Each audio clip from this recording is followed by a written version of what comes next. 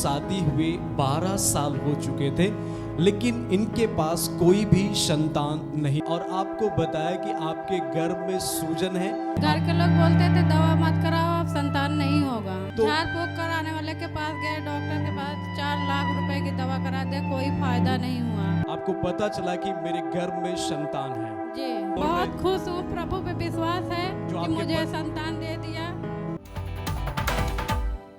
क्या नाम है बहन जी आपका? रेणु देवी, आप कहाँ की रहने वाली हैं? सुकुलपुर बागरा है। इस बहन की गवाही है कि इनकी शादी हुए 12 साल हो चुके थे, लेकिन इनके पास कोई भी संतान नहीं था। ऐसा ही था बहन जी आपके जीवन जी। में? आपकी शादी 12 साल हो चुके थे, लेकिन आपके परिवार में आपके खुद के पास कोई भी संतान नहीं थी। जी तो आप उस समय कैसा आप घर में रहते थे? आप डॉक्टर के पास गई थी? जी डॉक्टर के पास गए थे, दवा कराए, बोले सूजन है, ठीक हो जाएगा, होगा बच्चा। जैसे आप अपनी गवाही में इस प्रकार आपने लिखा है कि जब आपको 12 साल हो चुके थे, कोई भी संतान आपको नहीं था, आपके परिवार में आपके पास खुद का कोई भी संतान नहीं था, तो आप डॉक्टर के पास गए। तो डॉक्टर ने आपको कई जांच किया और आपको बताया कि आपके गर्भ में सूजन है। इसके लिए आप लगातार दवा खाते रहिए, ये समस्या जब दूर हो जाएगी तो आपको संतान होंगे। जी ऐसा ही डॉक्टर आपको बताया? जी ऐसे ही बोले थे। और आप लगातार इस समस्या से परेशान होकर, जो आपको डॉक्टर बोल रहा था कि गर्भ में सूजन है, और 10 साल लगातार आपने दवा खाया।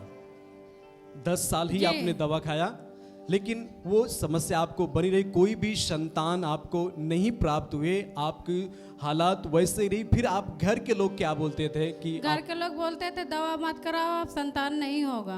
आपके परिवार के लोग, आपके घर के लोग वो उम्मीद छोड़ चुके थे, वो बोले कि अब आपको संतान नहीं होगा, क्योंकि शादी हुए आपको 12 साल हो चुके हैं, और जिसमें आपने 10 साल तक लगातार डॉक्टर के पीछे दवाइयों को आपने खाया, लेकिन कुछ भी आशीषें आपको प्राप्त नहीं हुई, संतान की आशीषें। और फिर क्या हुआ? फिर आप जैसे अपनी गवाही में आपने लिखा है कि आप फिर झाड़ फूक कराने वालों के पास गई। झाड़ फूक कराने वाले के पास गए, डॉक्टर के पास 4 लाख रुपए की दवा करा दे, कोई फायदा नहीं हुआ।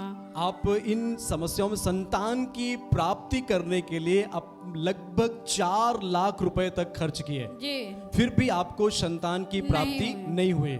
फिर आप बताइए भैया जी, आप घर में कैसे रहते थे? मतलब क्या आपके परिवार के लोग, आपके घर के लोग, जब आपको 12 साल हो चुके थे, आप चाहते थे कि मेरे परिवार में संतान हो, लेकिन नहीं होता था। 12 साल से आप संतान की प्राप्ति करने के लिए कभी डॉक्टर के पीछे, कभी तंत्र मंत्र के पीछे, ऐसी तरह से आप भाग रहे थे, दौड़ रहे थे। तो परिवार के लोग क्या बोल रहे थे आपसे? भैया बोल रहे थे कि होगा नहीं, तुम फालतू परेशान हो रहे हो। आपके घर के लोग, आपके परिवार के लोग वो उम्मीद छोड़ चुके थे, वो बोले कि अब संतान नहीं होगा, क्योंकि इतने साल शादी हो चुका है, संतान नहीं हो। आप दवा भी कराए हैं, झाड़ फूक भी कराए, कहीं से आपको आशीषें प्राप्त नहीं हुई। जी भैया। फिर आपको चर्च के बारे में कैसे पता चला?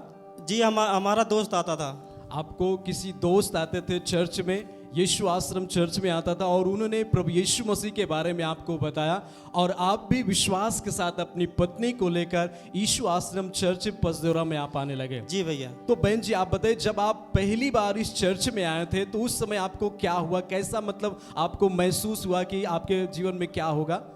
जैसे आप अपनी गवाही में लिखा है कि जब आप 25 दिसंबर को 2021 को 2019 को 25 दिसंबर 2019 को आप पहली बार चर्च में आए थे। जी तो यहाँ पर जब आप आया, तो जैसे अपनी आप गवाही में लिखा है कि यहाँ पे जब मैं आया, परिवार के साथ आई और परमेश्वर के वचन को सुना, विश्वास किया कि प्रभु मेरी संतान, मेरे जो 12 साल से परेशानी में संतान नहीं हो पा रहा है, डॉक्टर मुझे कई प्रकार की बीमारी बता रहा है, अलग अलग उन्होंने जांच किया, कभी गर्भ में सूजन, कभी प्रॉब्लम बताता था, और मैं 10 साल से लगातार दवाइयों को खा रही हूँ, झाड़ फूक करा रही हूँ, और 4 लाख रुपए तक हमने खर्च भी कर डाला, लेकिन कहीं से संतान आपको नहीं मिला। फिर जब चर्च में आए तो परमेश्वर के वचन पर विश्वास किया, तो क्या हुआ आपके जीवन में? हमने विश्वास किया, फिर उसके बाद जब आप पहली बार चर्च में आए, तभी आपका विश्वास हुआ कि प्रभु मुझे संतान देगा।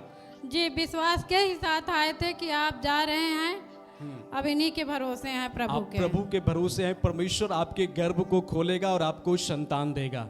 फिर जैसे आप अपनी गवाही में लिखा है कि आप चर्च में आए और परमेश्वर के वचनों को ग्रहण किया, और जब आप घर में गए कुछ दिन बीतने के बाद जब आपने उसका जांच कराया, टेस्ट कराया, तो आपको पता चला कि मेरे गर्भ में संतान है। जी जब आप यहाँ चर्च में आई, क्योंकि आप डॉक्टर से इलाज करा के थक चुके थे, आपके परिवार के लोग वो बिल्कुल बोल चुके थे कि आपको संतान नहीं होगा, लेकिन जब आप चर्च में आए और परमेश्वर के वचनों को ग्रहण किया, उसके बाद कुछ दिन बीतने के बाद आपने उसका जांच किया, तो आपको पता चला कि आपके गर्भ में संतान है। जी। फिर परमेश्वर ने आपको एक बेटी देकर आशीष किया 12 साल के बाद। जी, आज इस समय हमारी बेटी 1.5 साल की हो गई है। आपकी बेटी इस समय 1.5 साल की हो गई, क्योंकि ये बहन बहुत ये परिवार परेशान था संतान की प्राप्ति के लिए, कभी डॉक्टर के पीछे, कभी झाड़ फूक कराने वालों के पीछे, और इनके परिवार के लोग उम्मीदें छोड़ दिए थे कि इनको संतान नहीं होगी।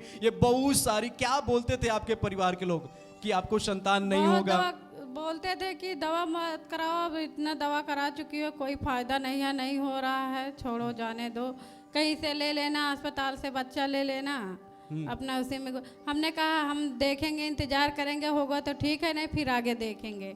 फिर यहाँ चर्च में आई, आपके परिवार के लोग बोल दिए थे कि आप किसी दूसरे के बच्चा गोद ले लीजिए, क्योंकि आपको संतान नहीं हो रहा, आप दूसरे के बच्चे को गोद लीजिए। लेकिन आप जब चर्च में आने लगे तो परमेश्वर के वचन पर विश्वास किया, और प्रभु ने 12 साल के बाद आपको संतान दिया। अब आप कैसा महसूस करें? जो आपके परिवार के लोग बोल रहे थे, बहुत खुश हूँ, प्रभु पे विश्वास है जो कि मुझे संतान दे दिया।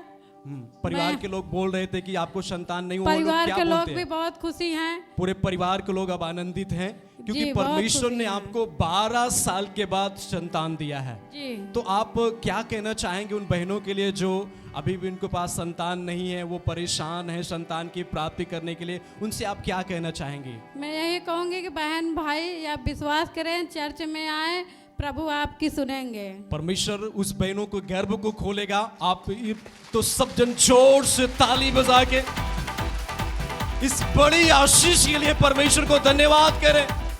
जोर से, आपकी तारीफ कम नहीं होनी चाहिए। अपने हाथों को हिलाएं और परमेश्वर को धन्यवाद करें इस गवाही के लिए, इस परमेश्वर के काम के लिए। चर्च की सभी प्रार्थनाओं को और परमेश्वर के दास के द्वारा टीचिंग सुनने के लिए और अपडेट्स को जानने के लिए हमारे इस चैनल को सब्सक्राइब करें और साथ में बेल आइकन को दबाएं, ताकि जब भी लाइव प्रार्थना हो तो सबसे पहले आप देख सकें।